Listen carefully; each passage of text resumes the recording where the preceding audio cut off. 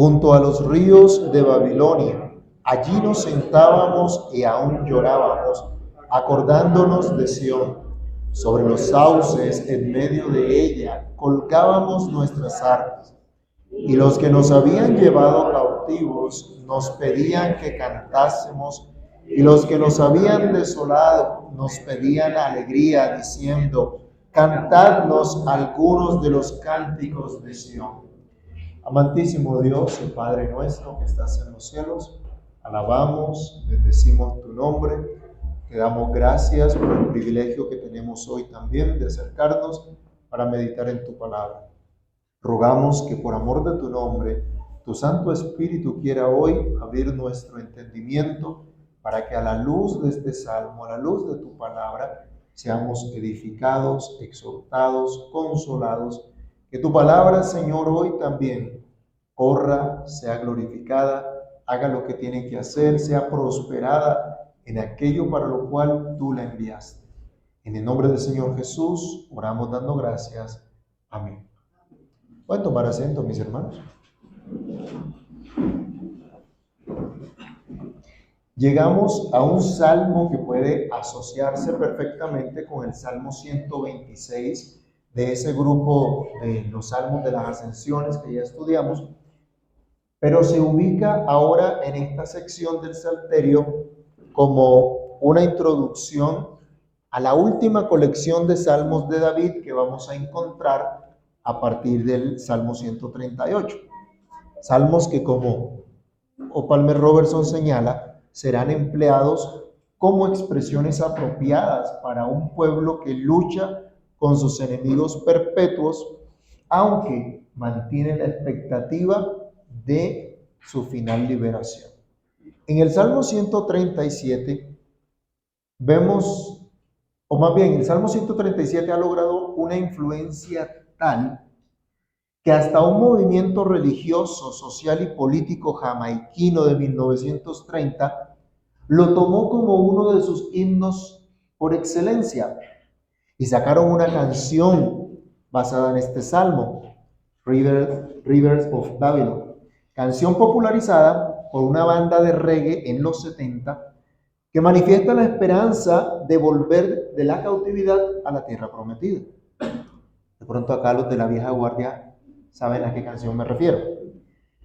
Pero por bonita que se escuche la canción, estas voces de esta banda que fue tan famosa, y que le hayan sacado provecho económico, de hecho también, solo el pueblo creyente puede comprender la magnitud de los sentimientos y los sufrimientos del pueblo de Dios de aquella época en la historia, como nos presenta el salmista. Se nos habla de un recuerdo combinado de los insultos de Babilonia y del agravio que había sufrido la ciudad de Jerusalén durante su captura. Y el profeta acá llena su mente de una profunda y ardiente indignación. Consideremos entonces lo que podemos aprender de este hermoso cántico hoy, considerando como se titula en nuestra traducción, este lamento de los cautivos. Este lamento de los cautivos comienza con un recuerdo doloroso, esto es lo primero. Todo el salmo expresa el sentimiento de un exiliado que acaba de regresar a la tierra de la tierra de su cautiverio. Con toda probabilidad, el escritor fue un levita que fue llevado cautivo siendo muy joven, un jovencito, cuando Nabucodonosor toma la ciudad de Jerusalén, la ciudad es saqueada, el templo es destruido, y que este hombre pudo ser uno de los primeros en regresar a Jerusalén, tan pronto como se publicó el edicto de Ciro para que regresaran los judíos a la tierra de Judá. Pero nos presenta acá un recuerdo doloroso de lo que tuvieron que pasar por el pueblo, lo que tuvieron que pasar este pueblo en esa tierra extraña a donde estuvieron cautivos, llorando al estar lejos de Sión, ya sea en Babilonia como tal, la ciudad, la capital del reino, regada por canales o arroyos, o incluso en otras regiones del reino como tal, donde habían varios ríos. Los cautivos gozaron de cierto nivel de libertad, que les permitía reunirse en determinados lugares, tal vez para adorar a Dios, para meditar o incluso para llorar a causa del entendimiento de su real condición como cautivos lejos de Jerusalén, la ciudad de Dios, el monte de Sión, el lugar de la presencia del Dios del pacto, lo que implica que en cierto sentido estaban lejos de Dios. Aunque sabemos que Dios nunca estuvo lejos de ellos, aunque por un tiempo le plació apartar la luz de su rostro de sobre ellos a causa de su impenitencia y su falta de arrepentimiento.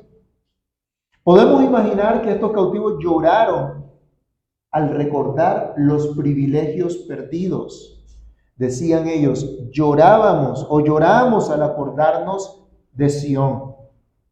Sus lágrimas expresaban patriotismo. Para ellos no había otra tierra como Canaán, un país magnífico. ¿Se acuerdan de Deuteronomio 8 del 7 al 9? Ese país con imponentes montañas antiguas se alzaban hacia el cielo y había deliciosas llanuras fértiles, floridas, regadas por hermosos arroyos. Y como decía Dios en Deuteronomio, una tierra buena, tierra de arroyos, de aguas. Por cierto, ¿cuántas personas en nuestra propia nación tuvieron que abandonar su tierra también a causa de la violencia? Especialmente en los campos, viniendo a la ciudad a pasar amarguras. O los que amenazados tuvieron que huir del país, refugiarse en otra nación, y aunque hayan sido recibidos en otros lugares con oportunidades laborales, para ellos sigue siendo tierra extraña. Y la melancolía de regresar siempre está presente. Así como aquellos que se han ido a otros países a buscar oportunidades y siempre están anhelando su tierra. Las lágrimas de este pueblo expresaban también ese anhelo de libertad. Una vez estuvieron libres, una vez fueron libres bajo la gloriosa teocracia, pero habían perdido su libertad civil y estaban cautivos. Habían perdido su libertad religiosa y se encontraban en tierras idólatras. Sus lágrimas también expresaban su amor por la casa de Dios y las ordenanzas del culto que ahora no podían celebrar como cuando estaban en Jerusalén. Miren qué interesante. Cuando estaban en Jerusalén, no atendieron a lo que Dios les llamó. No consideraron lo privilegiado que eran. Pero la pérdida de su país y de sus privilegios políticos los llevaron a considerar qué era lo que había pasado, qué era lo que habían perdido. Su privación espiritual, al ser separados de Sión, fue la mayor pérdida que sintieron con más intensidad. Sin embargo, 70 años agotadores de privaciones y dolor no lograron extinguir el amor del judío piadoso y patriota por Sión. Se nos habla de un recuerdo doloroso, se nos habla de una vida en la que su gozo no era completo. En algún lugar de Sauces, dice acá el salmista, un grupo se reunió a entonar tal vez este salmo, pero no pudieron cantar como lo hacían en las épocas del templo. No lograron cantar, sino que colgaron sus arpas. Acuérdense que para ellos esto era especial, utilizar estos instrumentos para alabar al Señor. Pero no pudieron utilizarlas. Ahora, no las destruyeron, solo las colgaron para que tengamos presente. Si bien ellos podían adorar a Dios de una manera más sencilla, confiando en que su gracia les podía asistir, la tristeza era tan grande que los cánticos alegres que ellos utilizaban en Sión no parecían oportunos para cantarlos entonces. Lloraron al recordar los privilegios que habían perdido por no apreciarlos. ¿Les parece extraño? ¿O es natural esto que escuchamos? Que cuando se pierden ciertos privilegios, entonces sí se llora por ellos.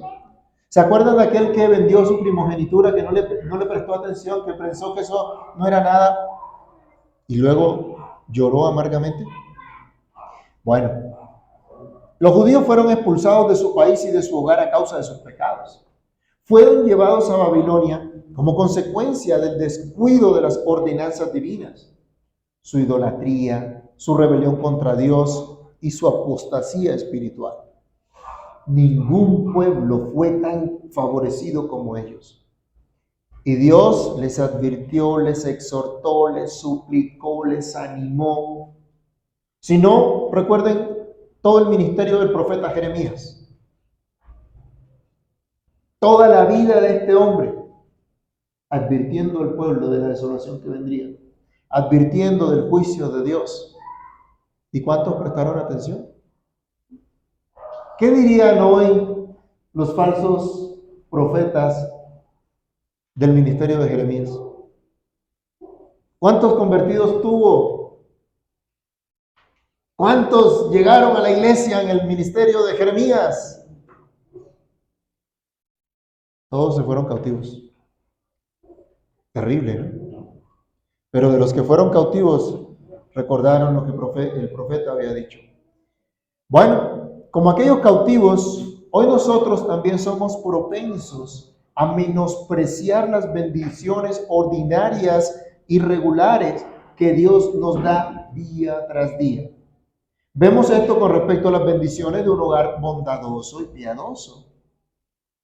Vemos esto en el ministerio cristiano y en los medios de gracia, en la Biblia, incluso en la salvación y el mismo Salvador.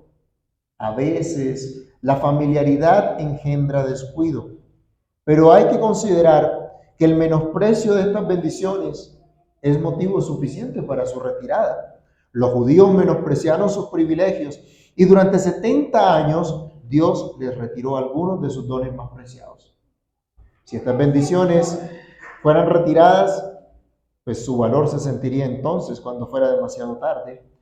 Los privilegios de Sión fueron valorados por los judíos cuando estaban cautivos en Babilonia. Fueron valorados cuando se perdieron. Tengamos en cuenta, hermanos, que nuestras responsabilidades también son proporcionales a nuestros privilegios. Ellos fueron expuestos a la burla, a la incomprensión. En el versículo 3 se nos da a entender que la petición que le hicieron de cantar los cánticos de Sión en esta tierra pudo haber sido una burla, o también pudo haber sido una petición seria, sin el deseo de reprocharles ni de aumentar sus penas. Pero por el contexto del resto del Salmo podemos inclinarnos a pensar que realmente era una burla, o al menos era una actitud de incomprensión. No comprendía por lo que estaba pasando este pueblo. Es como si les hubieran dicho: anímense, sean felices en esta tierra, dennos una de las canciones que solían cantar en su propia tierra. Otra vez, a pesar de gozar cierta libertad en Babilonia, al punto de que cuando se dio el edicto de Ciro, algunos prefirieron quedarse y no regresaron. Ellos tenían claro que esa no era su tierra, no era la tierra que Dios les había dado, y no serían felices lejos de la presencia de Dios, que en su contexto era prometida y simbolizada como el monte de Sión. Como hemos dicho en otros estudios, hoy Sión es la iglesia. Esa Jerusalén es la iglesia. Y como también hemos anotado, tomar placer en un mundo que aborrece a Dios, que se burla de su enseñanza, que nos pide que seamos felices así como ellos, o que aún nos mezclemos con ellos, sería una actitud contraria a nuestra identidad. Los que fueron llevados a Babilonia tuvieron que luchar para que durante esos 70 años no se perdiera su identidad como pueblo de Dios. ¿Se acuerdan de Daniel y sus compañeros? Ellos son el ejemplo de lo que quisieron hacer con ellos, de cómo quisieron absorberles, mezclarles con los demás, para que perdieran su identidad. No fue fácil. Hermanos, no hay comunión con las tinieblas, dice la Escritura. La luz no tiene comunión con las tinieblas. Cristo no tiene comunión con Satanás. Por eso, aún como cristianos, nosotros sabemos, estamos expuestos en este mundo a la burla o por lo menos a la incomprensión hasta que Cristo venga y disfrutemos plenamente de lo que Él nos ha concedido. Aunque es cierto que ahora ya podemos disfrutar en algo todas estas bendiciones. Lejos de Cristo, lejos de la iglesia, lo único que puede esperar el pueblo de Dios es burlas e incomprensión. En segundo lugar, el salmista nos presenta en su lamento una cruda realidad. Lo que vivieron los cautivos y aún lo que estaba todavía latente, presente cuando regresan los cautivos, ver su ciudad destruida, su forma de culto, su forma de gobierno, sus heredades familiares, su estilo de vida, y haber sido llevados por la fuerza a otra cultura, no fue nada fácil. Y ellos lo tuvieron siempre presente. Ellos decían, no estamos en nuestra tierra. Otra vez, versículos 3 y 4 del Salmo 137. Los que nos habían llevado cautivos nos pedían que cantásemos. Y los que nos habían desolado nos pedían alegría, diciendo, cantadnos algunos de los cánticos de Sión. ¿Cómo cantaremos cántico de Jehová en tierra de extraños? Ellos tienen claro eso, no están en su tierra. Era tierra de extraños. No estaban en su heredad. Esta respuesta fue muy expresiva. ¿Cómo cantaremos cántico de Jehová en tierra de extraños? Lejos de nuestro hogar, lejos de nuestro templo, exiliados, cautivos. ¿Cómo podemos encontrar ánimo para cantar en estas circunstancias? ¿Cómo podemos hacer algo que indique lo que no sentimos, ni podemos sentir, alegría y felicidad? La idea que nos presenta el salmista no es que estos cánticos se profanen si se cantaban en Babilonia, o que sea inapropiado cantarlos, sino que sería inapropiado o sería incongruente cantarlos en esas circunstancias. Sería violentar sus propios sentimientos, sus sentimientos no les permitirían hacerlo. Por cierto, hermanos, hay estados mentales en los que el lenguaje de la alegría es el más apropiado y natural, pero hay estados en los que el corazón está tan triste que no puede cantar, sino llorar como les pasó a los cautivos. Un viejo himno dice, no puede el mundo ser mi hogar, pues solo peregrino soy, no puede el mundo ser mi hogar. Y si entendemos el mundo como ese sistema antidios que se revela contra el Señor y contra su ley, definitivamente no puede el mundo ser nuestro hogar. Y mientras esa condición se mantenga, sabemos que somos peregrinos y esperamos de Dios un nuevo cielo y una nueva tierra, cuyos inicios ahora puede ver la iglesia, pero aún no hemos llegado a nuestro destino eterno. Vamos de camino hacia este destino eterno, siguiendo a nuestro Salvador. Y como dice el apóstol Pedro allá en su segunda carta, capítulo 3, versículo 12, estamos esperando, aguardando y apresurándonos para la venida del día de Dios. A pesar de ello, a diferencia de los cautivos, nosotros como cristianos sí podemos gozarnos en la esperanza que ahora tenemos, a pesar de vivir en un mundo hostil que no consideramos nuestro hogar eterno. Recordemos lo que nos dice el apóstol Pedro en su primera carta. Vamos a primera carta de Pedro, capítulo 1, del verso 3 al 9. ¿Qué dice primera carta de Pedro, capítulo 1, del verso 3 al verso 9?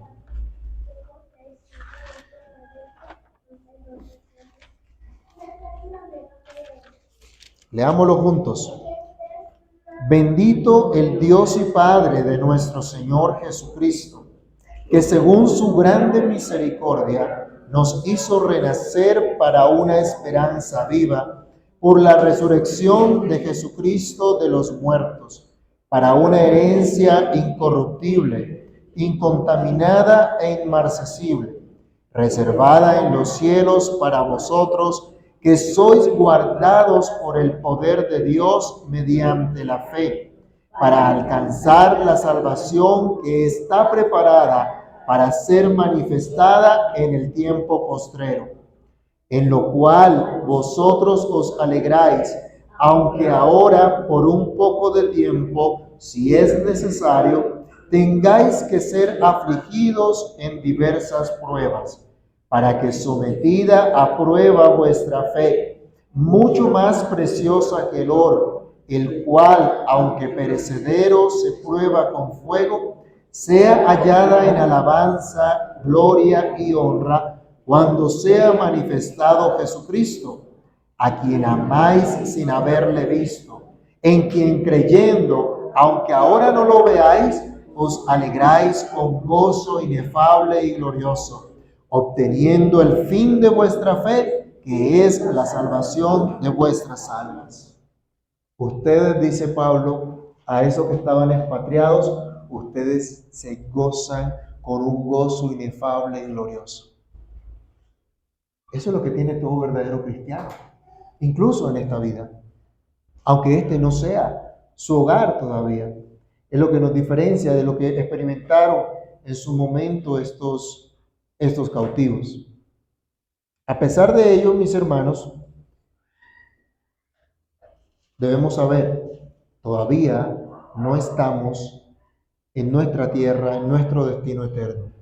Ya podemos gozarnos en Cristo con gozo inefable y glorioso, como dice Pedro.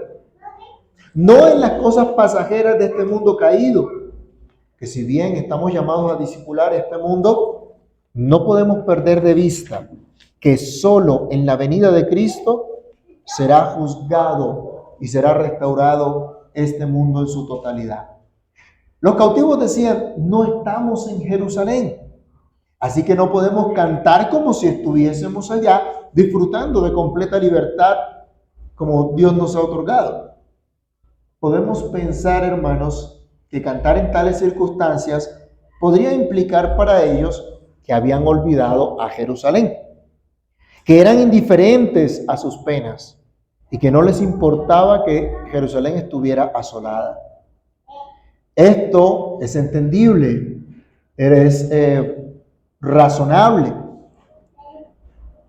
Así como uno no se alegra con gran alborozo cuando una esposa o un hijo agoniza, ni en el día del funeral, ni ante la tumba de una madre, más bien el silencio es el que sobresale en tales circunstancias. Entonces, estos cautivos expresaron preferir quedar enmudecidos antes que alegrarse mientras su templo estaba en ruinas, mientras su ciudad estaba desolada, mientras su pueblo estaba cautivo en tierra extranjera.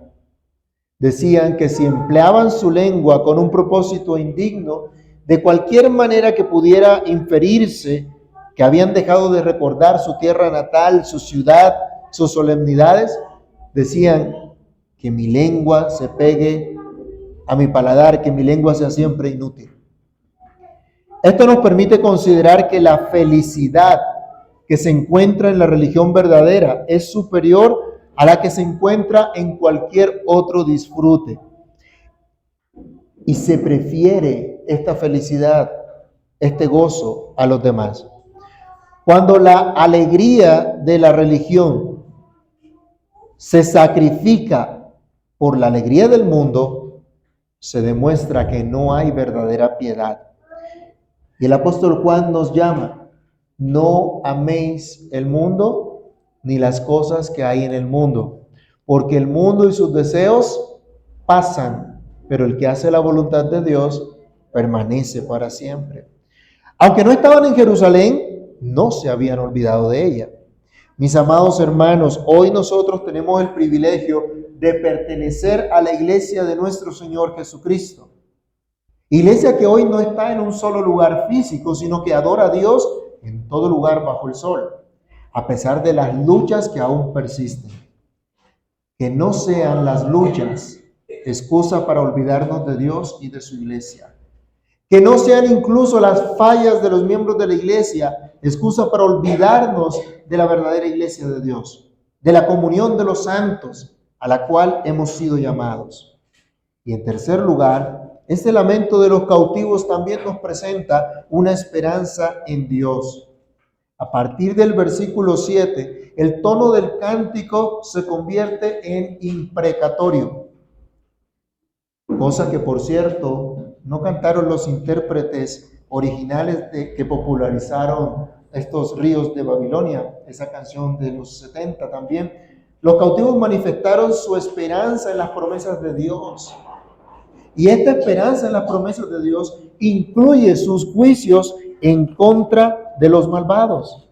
Por eso es que el poeta aquí ora de esta manera, al considerar el estado de Jerusalén, al considerar sus muros, el templo, clama imprecatoriamente, pidiendo al Dios del pacto que se interponga a favor de su pueblo. Ojo, mis hermanos, esta no es una oración modelo para pedir venganza por los ultrajes personales de los que somos objeto. Es una oración basada en las promesas y la revelación de Dios de su justicia, con la cual gobierna sobre todos los reinos de la tierra y en la que da merecido a cada cual, si bien en ocasiones utiliza a unos como instrumentos para castigar a otros, cada uno recibirá su merecido. Leamos, por favor, nuevamente nuestro Salmo, versículo 7. Oh Jehová, recuerda contra los hijos de Edom el día de Jerusalén, cuando decían arrasadla hasta los cimientos. Y también el 8, hija de Babilonia la desolada. Bienaventurado el que te diere el pago de lo que tú nos hiciste. Dichoso el que tomare y estrellare tus niños contra la peña. El salmista ora en primer lugar sobre los edomitas que se alegraron de la caída de Jerusalén, pero también ora respecto de Babilonia, que si bien se ejecutó el juicio de Dios sobre su pueblo, ellos no lo entendieron como ser instrumento en las manos de Dios, sino que actuaron con soberbia, con maldad. Los versículos 8 y 9 armonizan por completo con la revelación del justo juicio de Dios expresada por el profeta Daniel. Vayamos un momento al libro del profeta Daniel, capítulo 5, del verso 24 al 30.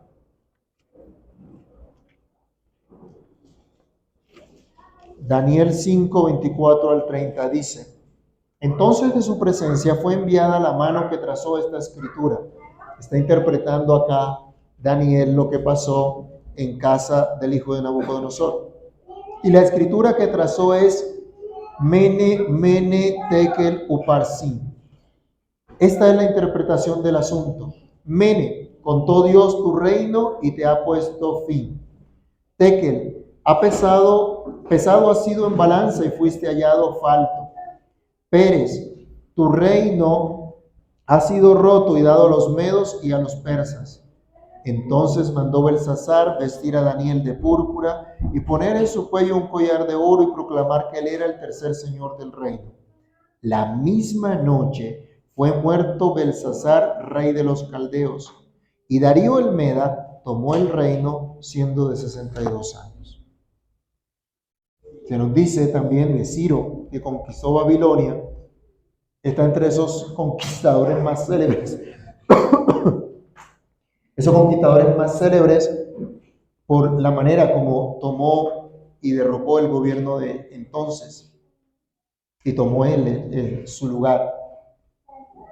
Y esto de acuerdo también a lo que el profeta oró.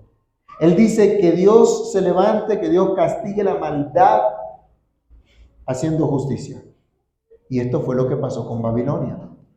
El profeta Isaías, muchísimos años antes, había predicho lo que iba a pasar con Babilonia. Vamos por favor a Isaías, capítulo 13, del verso 16 al 20. Así que el salmista no está aquí caprichosamente pidiendo venganza, no está aquí inventándose algo, sino que está recordando lo que Dios ha prometido y llamando la atención sobre ello. Isaías capítulo 13, del verso 16 al 20. Leámoslo juntos entonces. Sus niños serán estrellados delante de ellos, sus casas serán saqueadas y violadas sus mujeres. He aquí que yo despierto contra ellos a los medos, que no se ocuparán de plata, ni codiciarán oro. Con arco tirarán a los niños, y no tendrán misericordia del fruto del vientre, ni su ojo perdonará a los hijos. Y Babilonia, hermosura de reinos y ornamento de la grandeza de los caldeos, será como Sodoma y Gomorra, y las que trastornó Dios. Nunca más será habitada, ni se morará en ella de generación en generación, ni levantará allí tienda el árabe, ni pastores tendrán allí majada. Parte de esta profecía fue lo que se vio entonces y por lo que oraba el poeta en el Salmo 137. Utiliza el mismo lenguaje de la época que se utilizaba para las guerras y para hablar de toda clase de barbaries a las cuales estaban expuestas por el juicio de Dios. Hermanos, lo cierto es que no es distinto lo que pedimos hoy nosotros cuando oramos, venga tu reino. Y cuando pedimos que venga tu reino, no solo estamos pidiendo que Dios defienda a su iglesia, sino que también estamos pidiendo, como dice nuestro catecismo en la pregunta 102, que el reino de Satanás sea destruido y que el reino de gracia progrese, que nosotros y los demás seamos introducidos y conservados en él y que el reino de gloria venga pronto. Que Dios se interponga a favor de su pueblo, que Dios ponga fin a toda maldad, es nuestra esperanza del fin de toda clase de cautividad. Y hoy más que nunca debemos rogar, venga tu reino. Que Dios castigue la maldad en su justicia y que libre a su iglesia por Cristo nuestro Señor. Este lamento de los cautivos es un cántico que recuerda un sufrimiento muy doloroso, una dura realidad, pero también una esperanza firme en el Dios del pacto. A diferencia de los cautivos, nosotros tenemos mayor gozo. Cristo ha roto nuestra cautividad del pecado y tenemos por su muerte, por su resurrección, una gran esperanza viva, como leíamos en la carta de Pedro. Y solo Cristo es nuestro gozo completo. Y aunque en ocasiones el dolor nos impida cantar con gran alegría, la esperanza que tenemos en Él nos da aliento suficiente para seguir adelante, confiados, animados, para llegar a cantar incluso en nuestros corazones con acciones de gracias, haciendo lo que nos ha mandado el Señor en este tiempo, en esta tierra, pero sabiendo que aún somos peregrinos. Pero se acerca el día en que estaremos en esa patria celestial. Oremos. Amantísimo Dios, glorioso Señor, muchas gracias. Gracias por tu bendita palabra. Gracias por la esperanza que siempre tenemos en ti. Gracias, Señor, porque a este pueblo que le permitiste pasar esta dura realidad, este dolor intenso de haber sido alejados de tu presencia, de haber sido disciplinados durante tanto tiempo, Señor, quedó consignado en tu palabra para que nosotros hoy tengamos ejemplo y para que tengamos esperanza. Te agradecemos, Dios, porque incluso en nuestras penas, en nuestros sufrimientos, ahora nosotros podemos gozarnos, como dice tu palabra, con gozo inefable y glorioso en Jesucristo, por quien somos guardados mediante el poder de Dios a través de la fe. Señor, gracias por este privilegio que ahora nosotros tenemos. Señor, ayúdanos, por favor, para que aprendamos también de estos momentos difíciles y de estos momentos duros en los que es necesario ser disciplinados por ti, pero en los que esta disciplina nos muestra tu amor, tu compasión, tu gracia y tu interposición a favor nuestro. Sabemos que hemos sido libertados por Cristo, pero mira cuánta esclavitud, Señor, se ve en esta tierra hoy día también. Cuánta esclavitud, Señor, de sistemas que se levantan contra ti, de gobiernos y formas de gobierno, de vida, de cultura que van en contra de tu verdad, en las que en ocasiones nos encontramos, Señor, incapaces de hacer algo. Ayúdanos, Padre, ayúdanos en este tiempo, te lo pedimos, a saber que aquel que nos hizo libres es el que hace justicia por completo, a tener nuestra esperanza en ti, Señor, esperanza en esa victoria gloriosa de nuestro Salvador, para cumplir con nuestra misión, nuestro llamado de discipular a todas las naciones, para que te sigan, para que sigan tu verdad, sigan tu ley, pero entendiendo, Señor, que solo en la venida de Cristo veremos una restauración completa, veremos una transformación completa. Guárdanos, Señor, para ese día y capacítanos para hacer lo que nos has llamado a hacer hasta ese día. Por amor de tu nombre, toma nuestras vidas, Señor, y ayúdanos a tener esperanza, a cobrar aliento en ti, a glorificarte, a engrandecerte y a valorar todo lo que tú nos has concedido, Señor. Y que nos guardes para que no sea retirada de nosotros esta gracia, estos beneficios, estas bendiciones, Señor, de tu presencia gloriosa con nosotros. Por Cristo nuestro Salvador oramos, te damos gracias. Amén.